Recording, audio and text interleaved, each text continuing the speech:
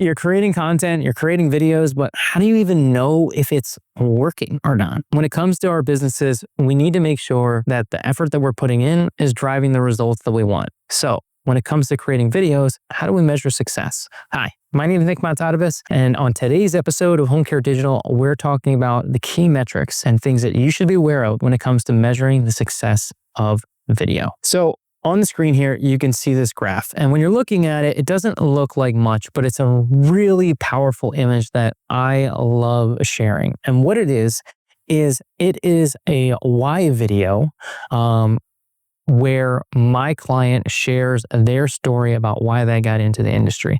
And what I love about this graph is that it showcases what success looks like when we're working with our clients. When I can tell, because I have access to all my clients' YouTube channels, we optimize it, we manage it for them. And so I can go and I can check and I can say, hey, you're not utilizing this. I can tell. And so this particular client is utilizing it super well, which is obviously why I love sharing it. But what you can tell is you see this gradual incline that is happening. It's not some just skyrocket or zigzag. It should be this linear growth that is happening because people are consistently seeing and watching this video. But what's really important to understand about this and why this particular stat is so important is understanding that this is from YouTube. It means that most people aren't finding this organically. They're not just like randomly stumbling upon this YouTube video. They are finding it because my client is sharing it with them and sending it to them, or it's on their website and people are watching it. And so what that means is, yes, there's 1,000 views on this, but the big difference in the success of this video is that these are 1,000 views that are actual people in the community, people interested in services, interested in care. And so one of the things that's really important to understand about social media in general, specifically other platforms, right? This is from YouTube, but understanding that viewership or views is often not really relevant because what ends up happening is you're looking at 3-second views. So if somebody watches your video on Facebook for 3 seconds, it tracks it as a view. And so you may look at this and go, oh my God, well, I got hundreds of views. Like, how long are people actually watching it? And so when it comes to the metrics, here are some things that you should be looking at. Number one is retention. What you can see here on the screen is actually the retention of this particular video. And so as you can see, that the majority of people that are watching this video are watching close to half of this video. That means that the majority of people are watching and listening for over a minute. And you can actually see how many people are watching the whole video, right? You see like there's very minimal drop off towards the end. Once people, get past like the 3/4 mark, they usually are sticking around to the end. So this is what the metric that we're really looking at, because what does this tell us? It tells us that this is our core audience. This is someone that actually wants to watch our video based on how long that they are watching. And so it's essential that we understand from a retention standpoint, how long are people watching? And you can look at this with a lot of videos that you're creating is actually seeing the retention. Facebook, sometimes you can look at it, but it's not that great unless you go into the business platform. Usually you can't see those analytics unless you're running ads on the videos. But with YouTube, you can actually see the retention rate very easily. And so when I'm working with my clients, I'm like, hey, look, we can see here's how many people are watching. So even when you have like, let's say 70 views on a video, but the majority of people are watching over 50% of it, those are really great numbers because the longer people watch, the greater results that you get.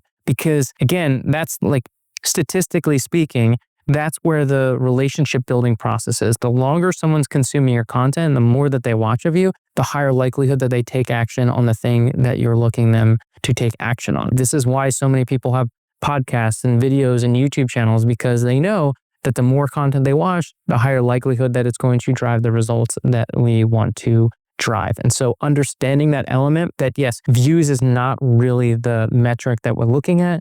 It's really about the retention that somebody is watching the content. The second analytics that I like to look at is specifically around reach. And so reach is really about, hey, how many people did this video get in front of? Because there is an element where, yes, maybe they didn't watch the video, but if they're seeing you, that's still adding a lot of value to your brand. And a lot of times I look at reach just in posts in general. So not just video content, but any post that I share, I'm usually looking at reach as the main metric that I want to look at.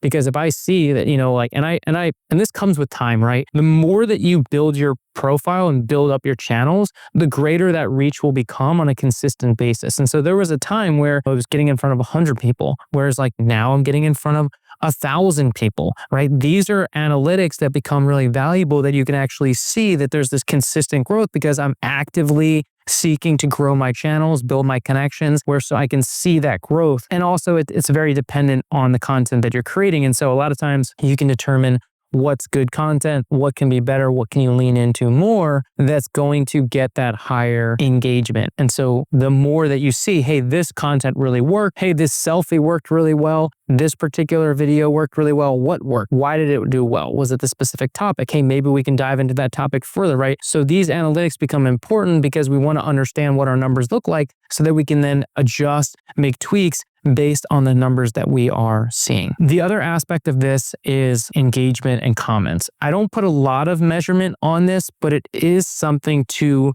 be mindful of, in the sense that if people are posting meaningful comments on your content, then it's usually good content. And also usually the comments then results into greater reach in what you're seeing. And so again, the more comments and likes usually leads to more people seeing it. That can really help in our metrics. But again, I don't like to look at this as a metric because, as I mentioned in a previous video, there's a lot of people that are just gawkers. They're not even looking to make a comment, not to make a like. I remember when I first started creating videos, this happened to me all the time. Someone would come up to me in person and they go, Nick, I really love your videos. Actually, this one particular example. So this was one of my good friends. His name is Bill. So shout out to Bill. I was talking with Bill when I first made my video, and he was someone that really pushed me. He's like, you should be doing a video every single day. And I was like, whoa, pump the brakes, Bill. I'm just going to do it once a week. But what he had told me was his sister-in-law, who I also know because we played football together, was watching my content. He's like, Nick, she loves your videos. So I went over to her like intentionally when we were out, playing. It's like rec football. This is like when I lived in Philadelphia. And I went up to her and she's like, hey, I really love your videos. I'll listen to it and then I'll share it in the lesson with my students because she's a teacher. And so like my heart just melted in hearing that she was like passing along my message, because there's no greater goal than that, is like you sharing a message that then gets passed on. Because at my core, all I'm looking to do is like impact. And so if my message is getting spread, then that's what I'm looking to do. But one thing that you should know about her, I never saw a like from her. I never saw a comment from her, but she was watching every single week. And so there's a lot of people just like her. They don't like commenting. They don't like liking things, but that doesn't mean that they don't have value. That doesn't mean that you're not being seen. And so don't go off of the videos based on just like likes and comments. People are watching it. It's also important to understand that the views is not what matters. I mean, if you get one person to watch your video, is that not what we're here to do? Is that not the impact that we're trying to create? And I think often people underestimate like the value of social media in what it can do. When you think about, let's say you do get 100 views on a video. And for the sake of, this example, let's say that the majority of people are watching the whole video. How many times have you talked about your business in front of 100 people that are now seeing your content? There's a lot of value in that. And people underestimate the value of social media and being able to get in front of that many more people. Because I'm sure you'd love to stand up in front of an audience, whether you like public speaking or not. You'd like to get your business in front of 100 people. And with social media, 100 views is like a low amount in general, where understanding this key element, we got to get ourselves out there. We can get in front of so many more people by leveraging and utilizing this. But again, it's important to understand, and you'll see this as you start creating more content and creating videos. And this is what I've seen with some of my clients. I had one particular client. He went to a networking event and people were like, oh, so I see you just launched a YouTube channel. It's like, my client, and again, this was early on because we were just starting to create videos for him. And so we created some social media posts that were about him launching this YouTube channel, and he was already getting comments. So he immediately got that positive feedback. Oh, there's something to this. I post something online and then people come up to me and talk to me about it. This is how you know you're doing something right. When you're showing up in a consistent way, people are going to come up and they're going to say things to you. They're going to say, I like your video. So you may not always see the comments, the likes, the engagement, and the reach, but I promise you, if you're doing the right things, you're doing the strategy, you're building your brand, you're putting your content out there, people are going to see it. They're going to come up, they're going to say things. And having that presence is going to increase your results, your referrals with everything that you're doing, because more people know who you are and what you do and how you help people. And that is what drives the greatest results. So if you want to see great results in leveraging and utilizing video, schedule a call, book a time, we'll talk, we'll see if it's right for you, so that you can really start to leverage and utilize this amazing tool, because you don't have to do it alone. My name is Nick Bonitatibus. Let's grow together.